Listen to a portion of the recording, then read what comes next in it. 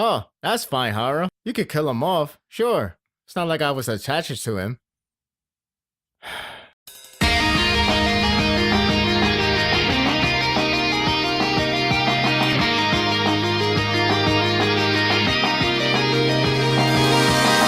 The last chapter was more like a build-up for this one, despite the action taking place, thinking as an appetizer that was mistaken for a full course, which has gotten fans relentless. This chapter is undoubtedly the real meal, with its tense action and nice moments.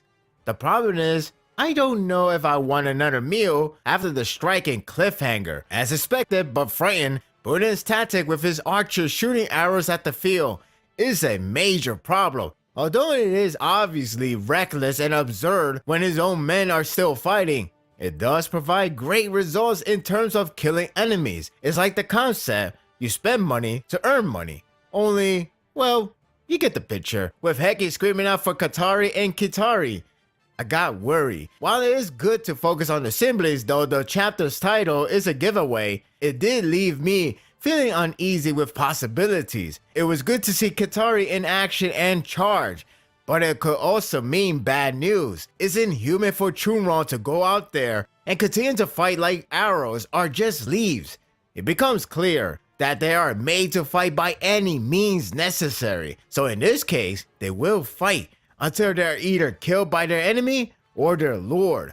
The insight of how Chunrong operates in battle is terrifyingly sick, but it adds more to the scene. Although the mountain tribes have their own cultural preference, Chunrong is another level of insanity. You would think they are tough to the core, but in reality, it's fear that drives them. If anyone disobey orders, their family will be slaughtered, which would explain their intense expression that leaves more on fear than fearless. In other words, it's you or your family.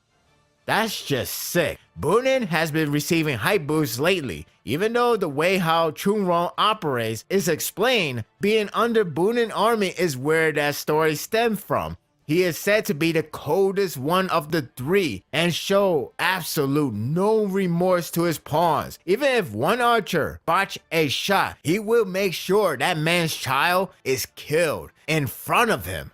Good God! In the battlefield, Bunin orders more arrows rather than sending men for close combat, continuing to kill his own men without reconsidering. Gili is even terrified. That convinced me on Bunin's terror. Katari is on her knees, ready to be killed from cavalry. If it wasn't for that panel with a horse leg, I would have been screaming, "Why her?" It's Heki's time to save her. Why him? That's pretty damn bold to jump and take on 3 with his weapon stabbing through the enemy's neck. Hara didn't disappoint me on delivering a cool underdog's wave of rescue. Not only Heki joined in, but so did his army. The favor has been repaid. I got to credit Hara to keep the consistency of Katari's limited speaking language, hence why she speaks broken. It's actually effective when it comes to tension. The story has been developing the pack between Heki, a normal guy, and the Mira tribe, who has taken a liking to them more and more. Katari is an exception, but she is slowly adapting to their nature and charm. When Heki yells at her for being called a fool, not only he's speaking for his men, but an atonement to his failures. I gotta say, if Heki didn't go for Yotunwa, I would say these two make a fun pair. Regardless, it's a really nice moment of a normal guy trying the hardest when placed in a tight situation, let alone out of his league.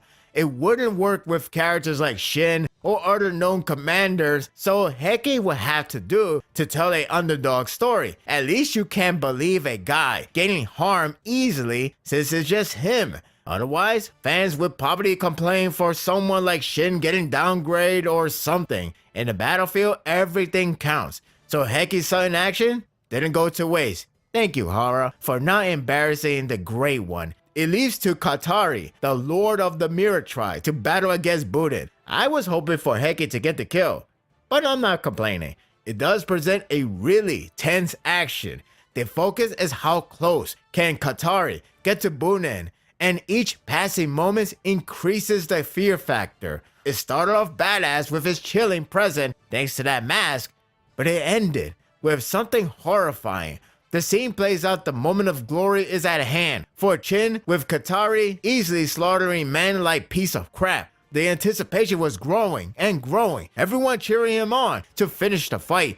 Gili is next, but Bunin gives him an order that left me feeling unsettling. Katari hypes her brother a lot by stating that no one can match him except Yotonwa and Banjo. Hell, he takes out Gili in a matter of seconds, so it should be reassuring, right? Things become strange when Gili grabs him rather than pursuing to fight longer. The other two men try to kill Katari, but they're easily stopped. Then those men join in a grab hold. Order suddenly is a wrestling match that I'm aware of. After learning about the Chunrong's method in combat, it becomes clear that it was a setup for Bunin's action to be every true to the story. Those men were sent to be sacrificial. The real battle tactic is to stop him and leave no room to escape. Bunin steps in and mercilessly pierces right through his men to score a kill. That's savage.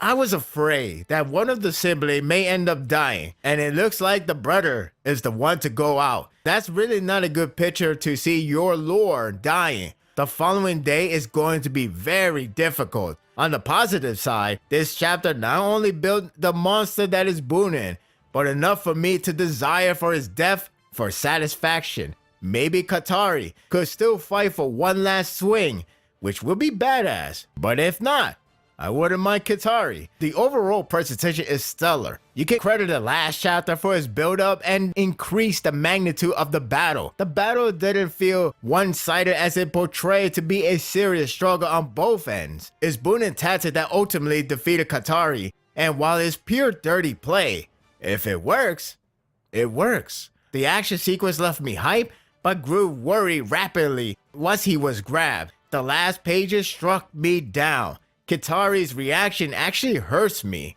It's like karma playing rough. Not like this.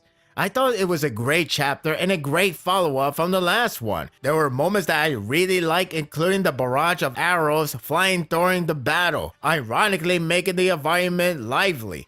Heki is slowly improving despite the bait and other faults. He's only human, you know. The presentation is stellar with convincing intimidation of Bunin. The ending was hard to see. Next chapter could be emotionally painful. Bunin needs to die now.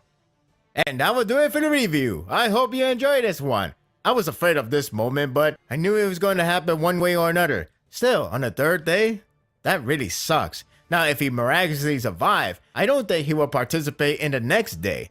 I could see that happening. But if he does die here, the only question remains, who's going to get the kill? Would it be Heki? Would it be Katari to avenge her brother? Anything is possible. Looking forward to the next chapter, that's for sure. What do you think of the chapter? Share your thoughts in the comment section. If you like this and want more of this, subscribe to my channel, and my world will be yours to stay. Until next time, take care.